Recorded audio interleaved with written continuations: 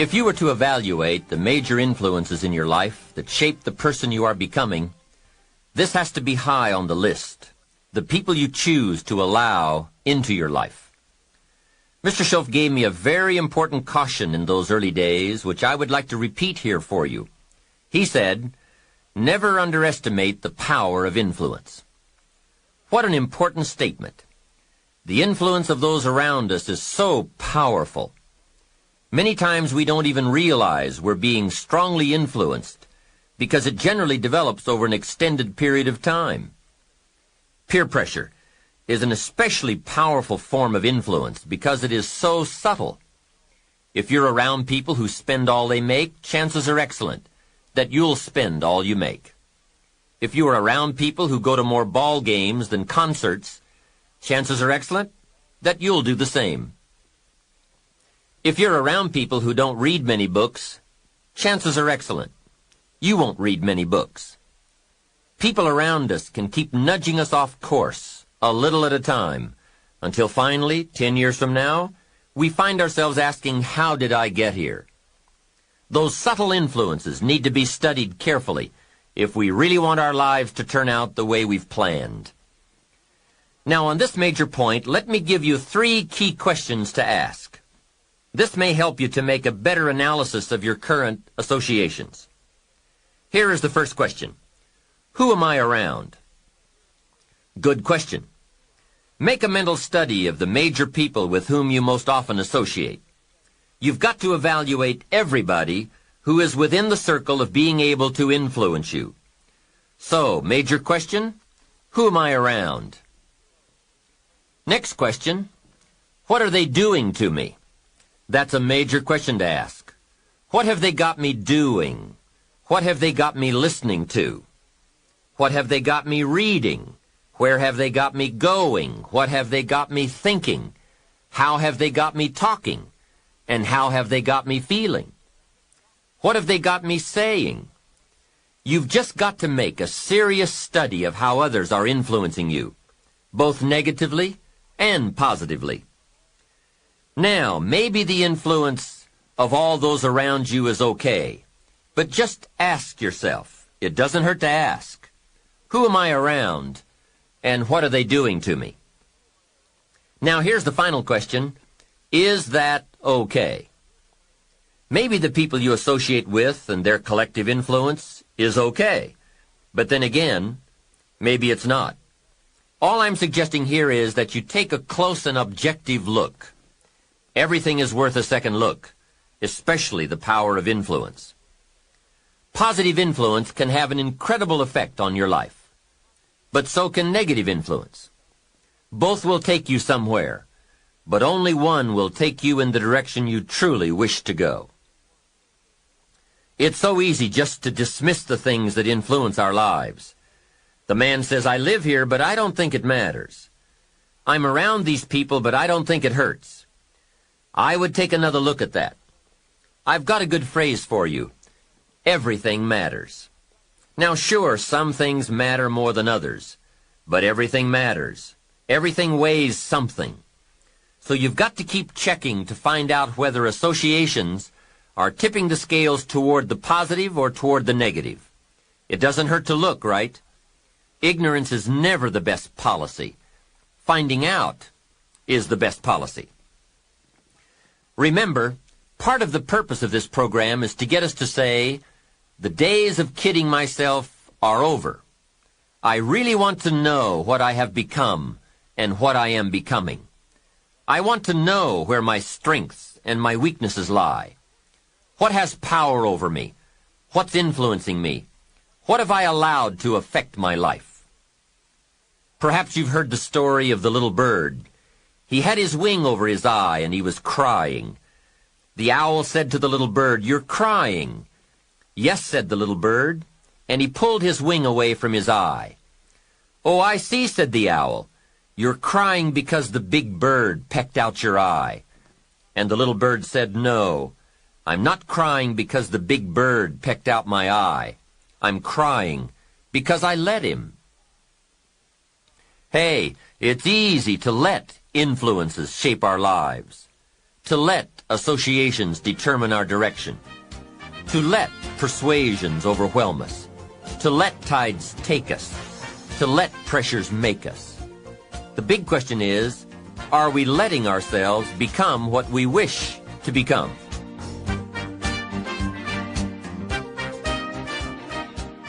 In this most important subject of association, here are some actions you may want to take.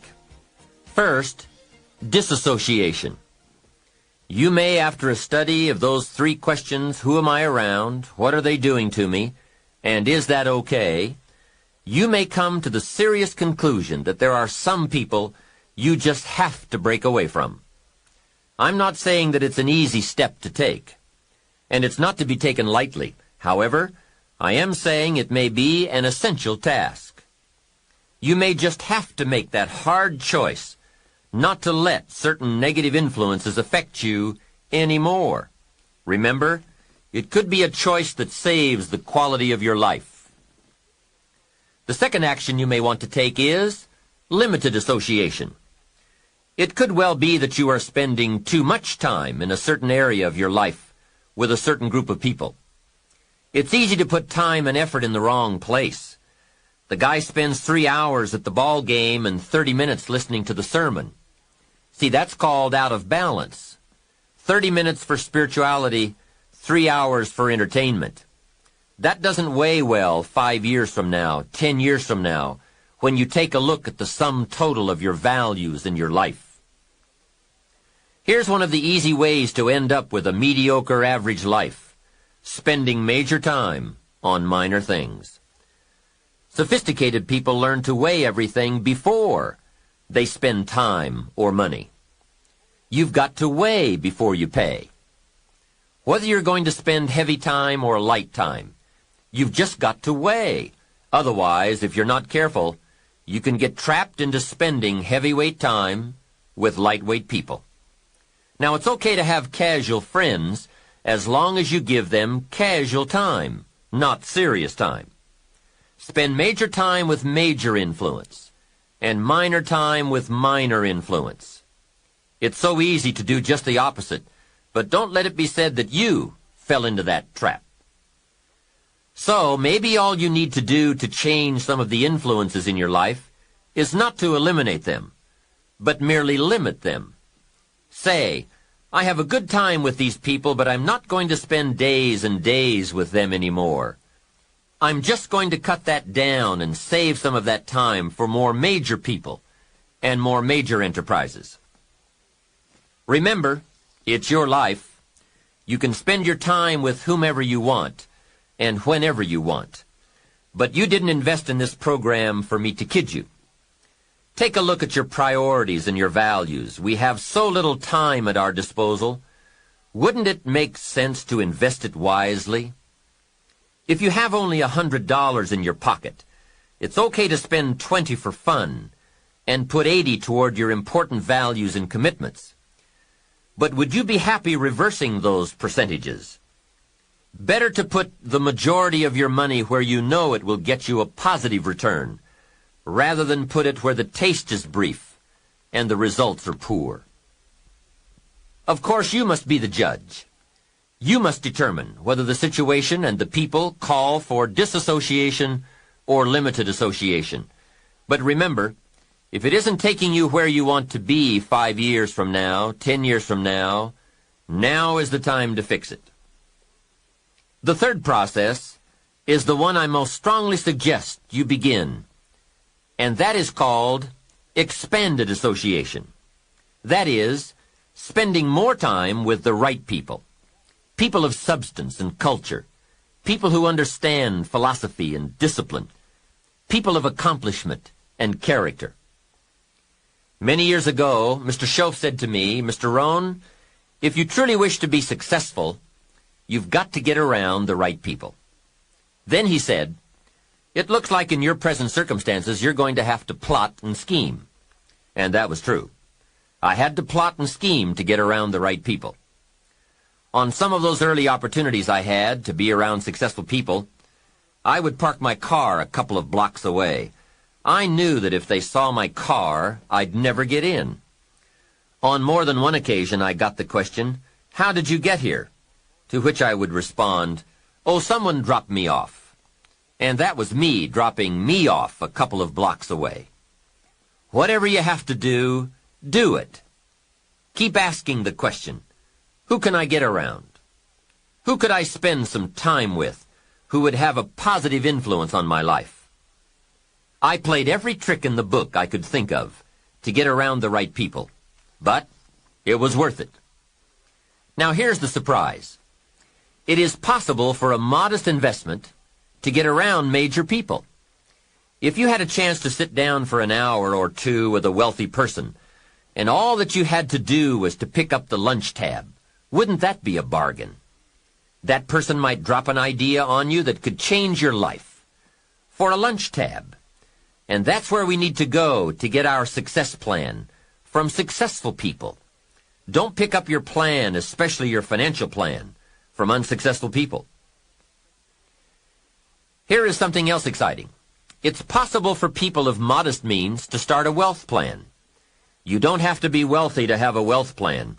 You don't even have to be healthy to start a health plan. All you have to be is smart. Smart enough to say, "Hey, I've got the wrong plan, and I'm going to get around someone who has a better plan and make it my plan." So, find some successful people to help you fill out your success plan. Find somebody healthy to get your better health plan going. Find somebody living a unique lifestyle to develop your lifestyle plan. This is called association on purpose, getting around the right people by expanding your circle of influence. I have a really unique friend. I'm always trying to find more ways to spend more time with him.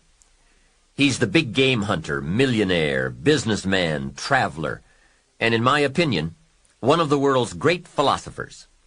He has two special gifts among many that make it worth all the time I can possibly spend with him. And those gifts are, 1, the ability to absorb, the ability to soak up a day and all of its events.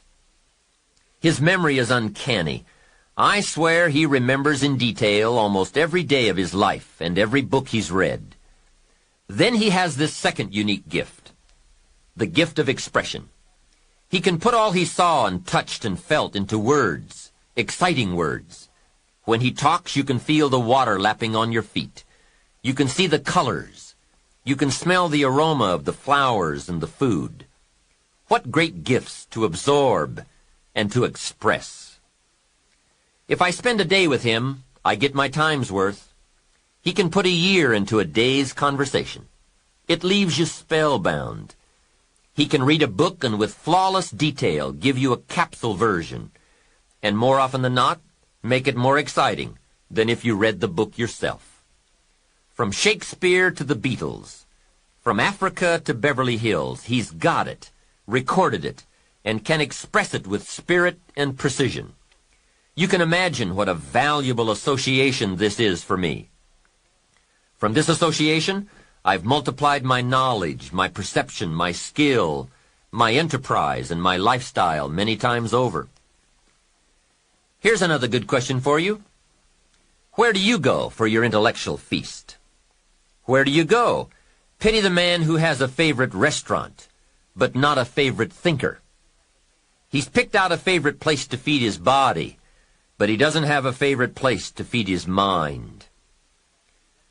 One way to associate with people of influence is through their writings, books, cassette tapes, whatever you can pick up. Maybe you can't meet the person, but you can read his books or listen to his cassettes. Churchill's gone, but he's left some books. Aristotle's gone, but we still have his ideas. Search the catalog for cassettes and libraries for books. Search the magazines, search the documentaries. They are full of chances for association and intellectual feasting.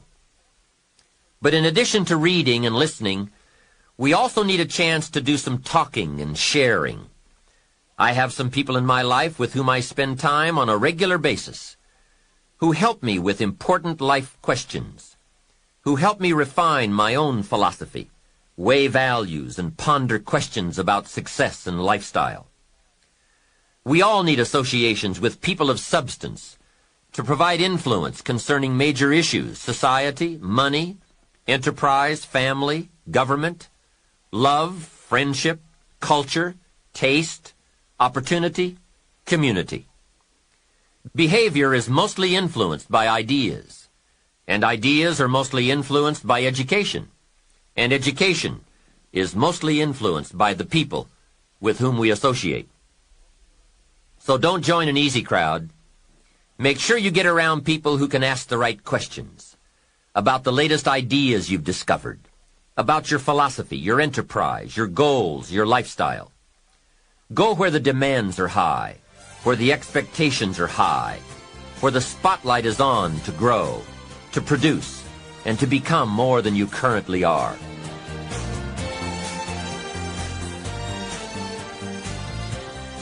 One of the great good fortunes of my life was being around Mr. Shoaff those 5 years. During that time, he shared with me, at dinner, on an airplane, at a business conference, in private conversation, with a group, all those ideas that caused me to make the helpful and necessary adjustments in my thoughts and activities. And those daily changes, some so very slight, so very important, added up to such weighty sums in 1 year, 3 years, and 5 years. A big part of the value of this association was having Mr. Shoaff repeat the ideas over and over. You just can't hear basics, fundamentals, major pieces of the philosophy of life too often. Another part was Mr. Shoaff's unique ability to check and measure my progress. That is so important. Measurable progress, and having someone to monitor that progress. I will never forget my first list of goals that I put together after Mr. Shoaff's breakfast lecture on setting goals. My list contained only 4 or 5 items. When I showed it to him, he said, "Is this your list?" I said, "Yes." Then he started asking those very wise questions that all people of success and substance are inclined to ask. He asked, "How about your health goals?" I didn't have any of those on my list. He asked, "How about your investment goals?" Those were lacking. How about your travel goals, your family goals? How about your goals for gifts and sharing? Who would you like to meet? What would you like to become? What skills would you like to develop? Did you ever want to write a book, a poem? Would you like to be a sophisticated person of power and influence and culture? How about education for your children? Would you like to be debt-free? How about a splendid library stocked with the best of books? Would you like to make some new friends? Did you ever want to parachute out of an airplane? Fly a glider? Own a music library? Would you like to see New York? Visit Paris? Explore Rome? Do you need a ranch someday, a cabin in the mountains? Is there something you'd like to prove, a mark you'd like to make? Wow, what a mind-expanding conversation that was. And this was only one of many to come over those 5 years. What fantastic help it is to have someone who can ask the right questions. Remember, it's not just the answers that are important. It's the questions. Some of the most valuable influence comes from people with the awareness and skill to ask the major questions. Here's a project you might consider. Choose 2 or 3 people for whom you have a great respect. Ask each of them to make a list of the major questions they would ask if they wanted to help someone make the best choice that would lead to a successful and happy life. If you get 3 lists, you will be surprised at the difference among them. Successful people approach life from a variety of experiences and a variety of attitudes. Now from these questions you may get enough homework to get busy on for years to come. Another benefit of my association with Mr. Shoaff was that I kept growing in experience, knowledge, and accomplishment, and was able to bring all that value to the same basic questions. What a learning experience that was. Some of the early questions I had shrugged off, I now saw a growing importance they had. It was really my education that was changing, not the questions. It's like reading the Bible or listening to cassettes. When you have some added, measurable experience, you now bring to the reading and listening a new worth. You now listen and read at a new level. And the substance gleaned, the wisdom gathered from that new level can well be where your fortune and the best of your lifestyle can be developed. One more thought, and that is, strive to become the kind of person that people of quality and substance would want to be associated with. Become a person of skillful language, positive attitude, well-read and well-disciplined, a person of culture and intelligence. You will be uniquely rewarded by this reputation, drawing exciting people to you. Remember, to attract valuable people, you must be attractive.